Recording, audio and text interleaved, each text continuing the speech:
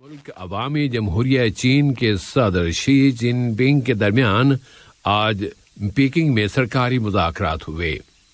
مذاکرات کی ابتدا میں چین کے صدر نے صاحب سمو امیر اور ان کے ہمراہ جانے والے وفد کا خیر مقدم کیا اور کہا کہ صاحب سمو امیر کے اس دورے سے دونوں دوست ملکوں کے درمیان مختلف شعبوں میں تعلقات، خاص طور پر تجارتی تبادلے، سرمایہ کاری، اسپورٹس کے شعبے میں تعاون، بالخصوص فیفا قطر 2022 کی فٹ بال ورلڈ کپ چیمپئن شپ کی میزبانی کے لیے قطر کی تیاریوں میں ان تعلقات اور تعاون کو مزید فروغ ملے گا۔ انہوں نے کہا کہ وہ ان شعبوں میں باہمی تعاون کے مزید اضافے کے خواہش مند ہیں۔ صاحب سمو امیر نے چین آمد پر اپنی خوشی کا اظہار کیا اور چینی صدر کو نئے چینی سال کی مبارکباد دی۔ انہوں نے دوست چینی عوام کی مزید ترقی و خوشحالی کی تمنا کا بھی اظہار کیا۔ صاحب سمو امیر نے دارالحکومت پیکنگ میں موسم سرما کے 24ویں اولمپک کھیلوں کے افتتاح کی مبارکباد دیتے ہوئے کامیابی و کامرانی کی خواہش کا اظہار کیا۔ چینی صدر کے ساتھ اپنے مذاکرات کے حوالے سے صاحب سمو امیر نے مشترکہ اسٹریٹجک تعاون میں مزید اضافے کا ذکر کرتے ہوئے کہا ہے کہ اس سے دونوں دوست ملکوں اور قوموں کے مفادات کی خدمت ہوگی۔ تعاون کے لیے بطور خاص اقتصادیات، توانائی یعنی انرجی، انڈسٹری اور ٹورزم کے شعبوں کا ذکر کیا گیا ہے۔ آج کے ان مذاکرات میں دونوں دوست ملکوں کے گہرے تعلقات کا جائزہ لیا گیا اور علاقے اور دنیا بھر کے تازہ ترین حالات و واقعات پر تبادلہ خیال کیا گیا۔ قطر اولمپک کمیٹی کے صدر شیخ جوان بن حمد آل ثانی، دیوان امیری کے سربراہ شیخ سعود بن عبد الرحمن آل ثانی، اسٹیٹ سیکیورٹی اتھارٹی کے سربراہ جناب عبداللہ بن محمد الخلیفی اور چین میں قطر کے سفیر جناب محمد بن عبداللہ الدہیمی بھی ان مذاکرات میں شریک تھے، جبکہ چین کی جانب سے وہاں کے متعدد وزراء اور اعلیٰ اہلکاروں نے ان مذاکرات میں شرکت کی۔ صاحب سمو امیر شیخ تمیم بن حمد آل ثانی سے آج متعدد برادر اور دوست ملکوں کے قائدین اور اعلیٰ اہلکاروں نے ملاقاتیں کی ہیں۔ یہ ملاقاتیں عوامی جمہوریہ چین کے صدر کی جانب سے معزز مہمانوں اور 24ویں سرمائی اولمپک مقابلوں میں شرکت کرنے والے وفدوں کے سربراہان کے اعزاز میں دیے گئے ظہرانے کی سائیڈ لائن میں ہوئیں۔ صاحب سمو امیر سے آج عرب جمہوریہ مصر کے صدر عبد الفتاح السیسی، جمہوریہ ازبکستان کے صدر ڈاکٹر شوکت میر زیاییو، جمہوریہ پولینڈ کے صدر آنڈی ڈوڈا، جمہوریہ ترکمانستان کے صدر قربان قلی بیرڈی، جمہوریہ تاجکستان کے صدر امام علی رحمان، جمہوریہ قازقستان کے صدر قاسم جومارٹ ٹوکاییو، ابوظبی کے ولی عہد و متحدہ عرب امارات کی مسلح افواج کے ڈپٹی کمانڈر ان چیف شیخ محمد بن زائد آل نہیان، اسلامی جمہوریہ پاکستان کے وزیر اعظم جناب عمران خان، اقوام متحدہ کے سیکرٹری جنرل جناب انتونیو گوٹیریش اور اقوام متحدہ کی جنرل اسمبلی کے 76ویں سیشن کے سربراہ جناب عبداللہ شہید نے ملاقاتیں کی ہیں۔ جمہوریہ کوریا کے صدر مون جے ان نے آج ان کے صدارتی محل میں جمہوریہ کوریا کے لیے قطر کے نئے سفیر جناب خالد بن ابراہیم الحمر سے ان کی اسناد سفارت وصول کی ہیں۔ سفیر محترم نے صاحب سمو امیر شیخ تمیم بن حمد آل ثانی کی جانب سے جمہوریہ کوریا کے صدر کو خیر سگالی کے جذبات پہنچائے، جن میں ان کی صحت و سعادت اور جنوبی کوریا کے عوام کی مزید ترقی و خوشحالی کی تمنا کا اظہار کیا گیا ہے۔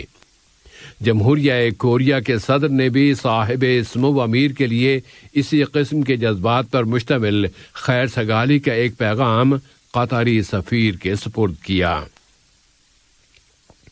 معاہدہ شمالی اوقیانوس نیٹو کے نائب سیکرٹری جنرل جناب میرسیا جیوانا سے یورپی یونین اور نیٹو کے لیے قطر کے سفیر جناب عبدالعزیز بن احمد المالکی نے ملاقات کی ہے، جس میں قطر اور نیٹو کے درمیان تعلقات و تعاون کا جائزہ لیا گیا ہے۔ قطر اور ریاستہائے متحدہ امریکہ کے درمیان اسٹریٹجک تعلقات کے حوالے سے امریکی ماہرین نے زور دے کر کہا ہے کہ امریکہ کے صدر جو بائیڈن کی انتظامیہ کے ساتھ قطر کے مثبت کردار میں بہت تیزی سے اضافہ ہو رہا ہے۔ انہوں نے کہا کہ صدر جو بائیڈن کی صدارت کے پہلے سال میں قطر امریکہ کا ایک بااعتماد اور قابل بھروسہ اتحادی بن گیا ہے۔ دوحہ میں آج شام سے متعلق ایک سیمینار کا آغاز ہو گیا ہے، جس کا عنوان رکھا گیا ہے سوریہ الی این، یعنی شام اب کس طرف جا رہا ہے۔ شامی انقلابی ادارے، شامی حزب اختلاف اور فکر و دانش کے مراکز اس میں شریک ہیں۔ اس سیمینار کا مقصد شام کی موجودہ صورتحال کا جائزہ لینا، شامی عوام کی پریشانیاں کم کرنے کے وسائل تلاش کرنا، حزب اختلاف کی کارکردگی کو بہتر بنانا اور ایسے نئے وسائل تلاش کرنا ہے جن کے ذریعے شام میں سیاسی انتقالی عمل کو اس کی موجودہ گھٹی ہوئی صورتحال سے نکالا جا سکے۔ شیرٹن ہوٹل میں منعقد کیا جانے والا یہ سیمینار 2 روز تک جاری رہے گا۔ وزارت صحت عامہ نے اعلان کیا ہے کہ ملک میں کورونا وائرس کے مزید 903 کیسز رجسٹر ہوئے ہیں، جبکہ مزید 2314 مریض اب صحت یاب ہو گئے ہیں۔ اس کے بعد یہاں اب تک اس بیماری سے شفا پانے والوں کی مجموعی تعداد 3,29,853 ہو گئی ہے۔ متاثرین کی تعداد میں کمی اور شفا پانے والے افراد کی تعداد میں مسلسل اضافہ یہ ثابت کر رہا ہے کہ قطر اس وائرس کی لہروں کا مقابلہ کرنے اور سوسائٹی میں اس کے پھیلاؤ کو روکنے میں کامیابیاں حاصل کر رہا ہے۔ وزارت صحت عامہ نے اعلان کیا ہے کہ ملک کی کل آبادی کی 87% تعداد کو ویکسین کی دونوں ڈوزز لگائی جا چکی ہیں۔ مراکش میں وہاں کی امدادی ٹیمیں ابھی تک اس بچے تک پہنچنے کی کوشش کر رہی ہیں جو آج سے 5 روز پہلے ملک کے شمالی حصے میں ایک بہت گہرے لیکن تنگ کنویں میں گر گیا تھا۔ یہ ایک پہاڑی علاقہ ہے، لیکن اس پہاڑ کے پتھروں اور مٹی کا مجموعہ ہے، اس لیے آلات کے ذریعے ایک حد تک کھدائی کے بعد اب ہاتھوں سے ہی کھدائی کرتے ہوئے اس بچے تک پہنچنے کی کوششیں کی جا رہی ہیں۔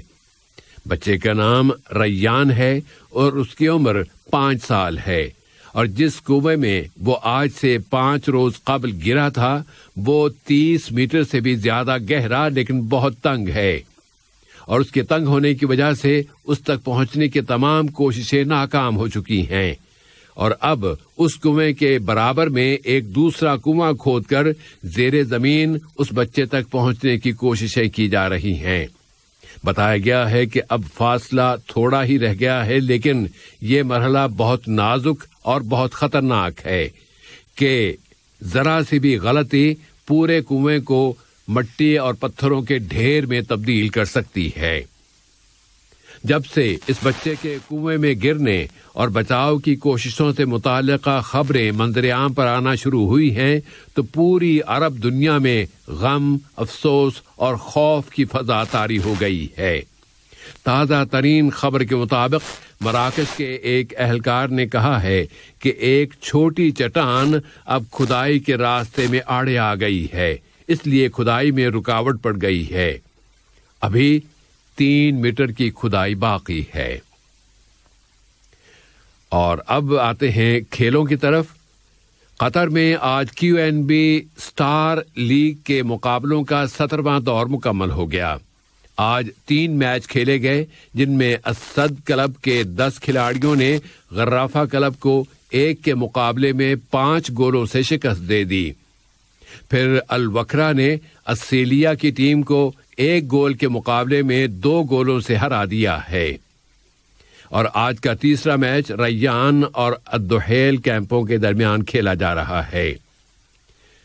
پاکستان میں سپر لیگ سیزن 7 کے 12ویں میچ میں ایک انوکھا ریکارڈ قائم ہوا ہے اور پی ایس ایل کی تاریخ میں پہلی مرتبہ ایک ہی اننگ میں 2 بالرز نے 4 وکٹیں حاصل کی ہیں۔